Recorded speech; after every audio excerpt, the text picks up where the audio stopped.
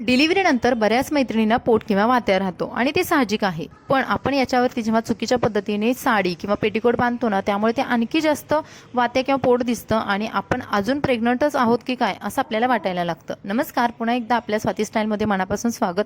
Video आवडला like करा, चॅनलला सबस्क्राईब करा. सर्वात पहिली चूक म्हणजे आपण जो पेटीकोट आहे ना, तो आपले बेली बटन म्हणजे आपली जी बेंबी आहे ना, त्याच्या खूप वरती किंवा खूप खाली बांधायचा नाही.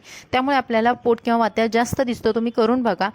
त्यानंतर आपल्याला हे जे पेटीकोट आहे तो बांधायचा आहे की जे आपली बेंबी आहे ना, त्याच्या थोडंसं अर्धा इंच वरती बांधायचं आहे. यामुळे तिथे कट तयार होतो आणि आपल्याला अशा पद्धतीने जे पोट किंवा वात्या आहे तो आपला तिथेच अर्धा गायब झाल्यासारखा दिसतो आणि त्याच्यावरती आपण प्लेन सुद्धा साडी नेसू शकतो. आता साडीमध्ये काय टिप्स वापरायचे ते पण बघूयात. पेटीकोट बांधताना ना पुढे आपल्याला अशा जास्त ना चुण्या आहेत किंवा जो जास्त फ्लेक्स पडतात तर ते ठेवायचे नाहीत. तर आपल्याला पूर्ण प्लेन करून घ्यायचं आहे.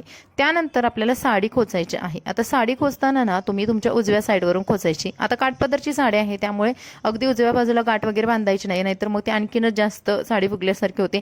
साडी पूर्ण खोचून घ्यायची नाही. आपल्याला पूर्ण एक राऊंड करून घ्यायचं आहे पाठीमागून पुढेपर्यंत आणि त्यानंतरच मग साडी आपल्याला खोचायची आहे. यामुळे काय साडी पूर्ण समांतर खोचली जाते. या छोट्या छोट्या टिप्स आपण जेव्हा वापरतो ना तेव्हा साडी नेसण्याचा जो आनंद आहे तो आपल्याला मिळतो आणि त्याच्यामध्ये आपलं पोट सुद्धा कमी दिसतं. त्यामुळे आपण आणखी खुश होतो. या छोट्या टिप्स वापरणं खरंच गरजेचं आहे. आता तुम्ही पूर्ण प्लेन साडी जेव्हा कोचून घेताना त्यावेळेस आपल्याला बऱ्यापैकी कॉन्फिडन्स येतो की आपण छान प्रकारे साडी नेसतोय.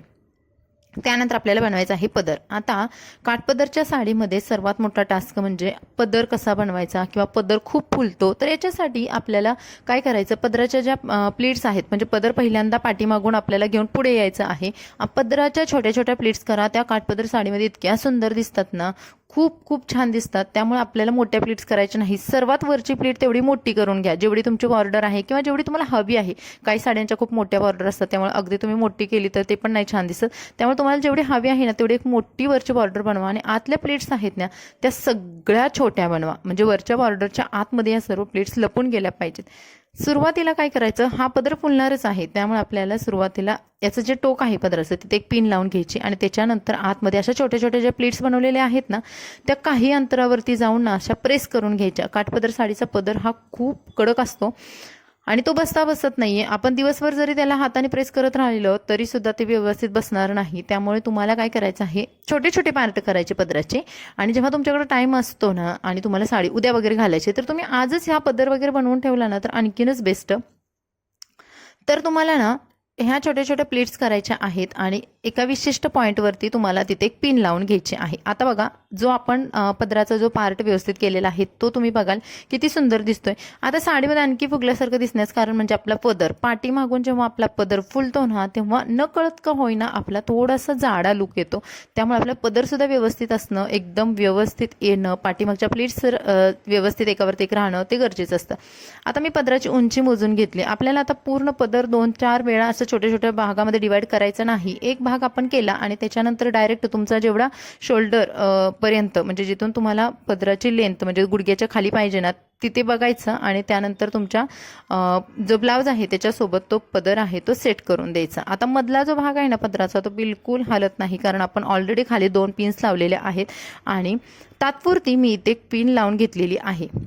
त्यानंतर आता ब्लाऊजवरती येणारा जो हा पदराचा भाग आहे आपल्या छातीवरती पुढे येतो तर हा पूर्ण भाग ना गळ्याबरोबर ही प्लीट आहे ना ती घ्यायची नाही. बऱ्याच मैत्रिणींची इथे चूक होते की ते पूर्ण गळ्याबरोबर ही प्लीट घेतात आणि त्यामुळे तो अजिबात साडीचा लुक चांगला दिसत नाही. बॉर्डर दबली जाते आणि त्याच्यावरती आणखी सर्व प्लीट्स आहेत ते ओन पडतात. त्याऐवजी तुम्हाला काय करायचं आहे, प्रत्येक प्लीट यामधली सेपरेट दिसायला हवी. आता ही नेव्ही ब्ल्यू कलरची साडी आहे ना त्यामुळे काय होतं की याच्या प्लीट्स आहेत ते तुम्हाला लांबून दिसत नसतील पण इथे इतक्या छोट्या छोट्या प्लीट्स केलेल्या आहेत आणि कोणती प्लीट एकावरती एक ओव्हरलॅप केलेली नाही. प्रत्येक प्लीट सेपरेट आहे. आता मागून घेताना जेव्हा आपल्याला कमरेजवळचा भाग व्यवस्थित करायचा आहे किंवा फिटिंगमध्ये नेसायचा आहे त्यावेळेस पूर्ण मागून साडी चोपवून घ्यायची आहे.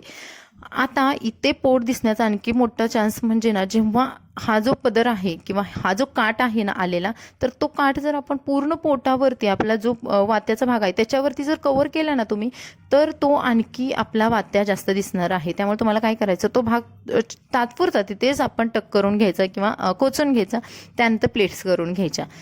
आता तुमची तब्येत बारीक असेल ना तर तुम्ही जास्त प्लीट्स करू शकता. तुमची तब्येत मिडियम असेल तर मध्यम साईजच्या म्हणजे 4 ते 5 प्लीट्स करा आणि तुमची तब्येत थोडीशी जाडसर असेल तर कमी प्लीट्स केल्या तरी चालतात. आणि अक्षरशः तसं ना साडीच्या हिशोबाने आपल्या प्लीट्स पण कमीच येतात.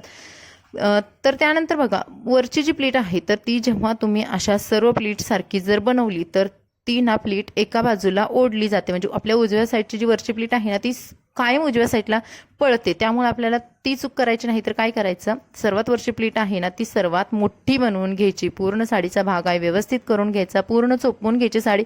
तुम्ही बघाल वरची प्लीट मी किती मोठी बनवलेली आहे. त्यामुळे माझी जी ही वरची प्लीट आहे ना तर ती पुन्हा उजव्या साईडला पळणार नाही.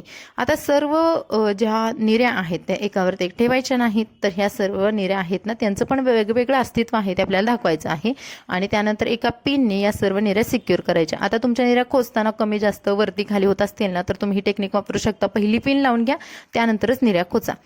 त्यानंतर समोरच्या निऱ्या आहेत, काठपदराची साडी म्हटलं की थोडंसं ना या निऱ्या खालून फोलतात. तर सर्व निऱ्या आहेत त्या हातामध्ये पकडायच्या, मस्त हाताने प्रेस करायच्या किंवा तुम्ही पायामध्ये पकडून ना वरच्या साईडला खेचल्या ना तरी सुद्धा त्या निऱ्या एकावरती एक व्यवस्थित बसतात. आता हा जो सोडलेला पोर्शन आहे तर तो पोर्शन आपल्याला व्यवस्थित करून घ्यायचा आहे. आणि हा आपल्या साडीतला महत्त्वाचा भाग आहे. हा जर पोर्शन व्यवस्थित दिसला नाही तर ना आपला वात्या पोट जास्त दिसतं. तुम्हाला पोटही तुमचं झाकायचं आहे आणि शिवाय तुमचा हा जो काठ आहे तो व्यवस्थित करायचा आहे. तर काठ पूर्ण एकदम स्ट्रेट असा घ्यायचा नाही तर थोडासा क्रॉस तिरपा घ्यायचा आहे. आणि आपल्या डाव्या पायावरचा जो भाग आहे तो पूर्ण डाव्या पायावरचा भाग आहे ना तो टाईट झाला पाहिजे, एवढं आपल्याला लक्षात ठेवायचं आहे साडीने. आणि त्यानंतर इकडे जो आपण जो उजव्या साईडवरून जो हाताने भाग काढला होता तर तो भाग आहे ना आपल्याला तिथे अशी गाठ वगैरे मारायची नाही. कारण ही काठपदरची साडी आहे, ऑलरेडी पोट असेल ना तर आपल्याला अजूनच ते तिथं फुगल्यासारखा भाग येतो. त्यामुळे प्लेन घेऊन असं प्लेन पद्धतीने खोचून घ्यायचं. गाठ बांधली का तिथे आणखी फुगीर भाग होतो आणि आपला वात्या पोट जास्त दिसतं. त्यामुळे इथे प्लेन जेवढं आपण छोट्या छोट्या टिप्स वापरू ना तेवढं आपल्यासाठी खूप बेस्ट राहतं.